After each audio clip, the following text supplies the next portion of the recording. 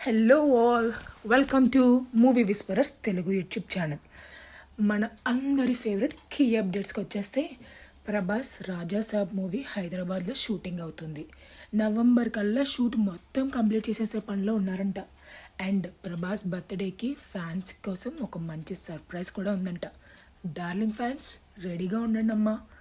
Prabhas and Hanu Raghavapudi గారు movie సైలెంట్గా జరిగిపోతుంది. ఆల్రెడీ ఫస్ట్ స్కెడ్యూల్ కంప్లీట్ చేసుకున్న మూవీ ఈ మంత్ 15th నుంచి సెకండ్ స్కెడ్యూల్ కూడా స్టార్ట్ అవ్వబోతుందట.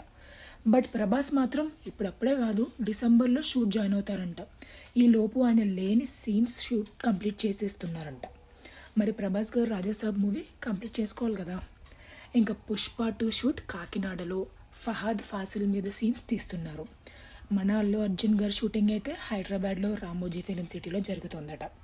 ట్రైలర్ అయితే నవంబర్ సెకండ్ హాఫ్లో రిలీజ్ చేయాలనుకుంటున్నారు. ఇంక స్పెషల్ సాంగ్ అప్పుడే వదులుతారట. ఈసారి ఈ స్పెషల్ సాంగ్ ఊ అంటవ్వ సాంగ్ని బీట్ చేస్తుందో లేదో చూడాలి. హరిహరన్ వీరమల్లు సినిమాలో పవర్ స్టార్ కళ్యాణ్ గారు ఒక సాంగ్ పాడారంట. ఫుల్ సాంగో లేక ఫ్యూ లైన్స్ తెలియదు, కానీ సాంగ్ అయితే దివాళీకి రిలీజ్ చేస్తారు. క్లారిటీ అప్పుడు వస్తుంది. మరి దేవరా మూవీ 400 crores గ్రాస్ మార్కెట్ని దాటేసింది.